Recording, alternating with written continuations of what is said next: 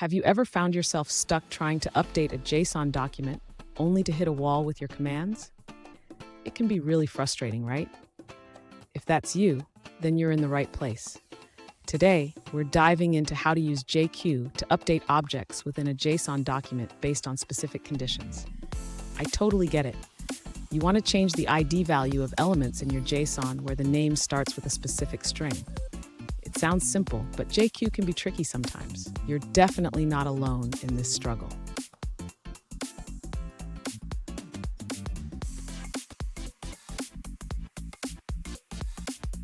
Here's the specific situation we're looking at.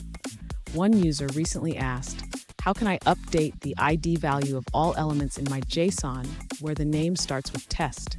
They provided a JSON structure and some JQ commands they tried. Sound familiar? Let's explore this together. So what's the issue here?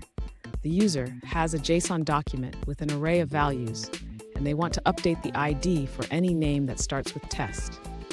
The challenge arises when they try to use the starts with function in JQ, which can lead to errors if not formatted correctly.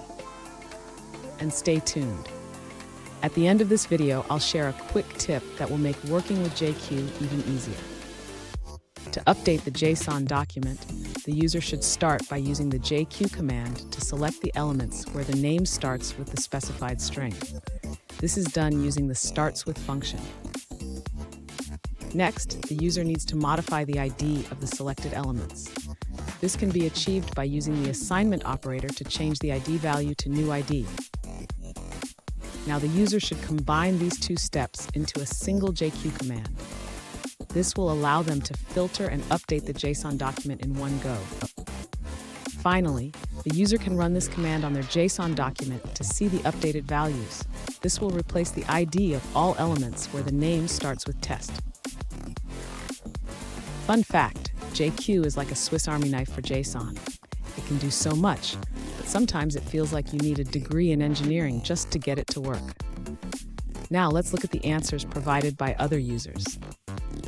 An alternative solution provided by a user highlights that since JQ version 1.5, you can successfully use the starts with function.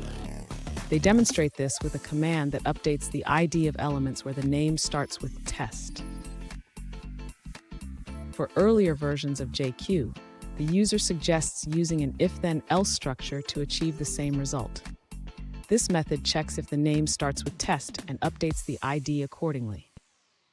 Here's the quick tip I promised. Always double-check your JQ syntax and ensure that you're using the correct functions for your needs. This can save you a lot of time and headaches. And there you have it. You should now be able to update your JSON objects using JQ without any issues. Remember, practice makes perfect.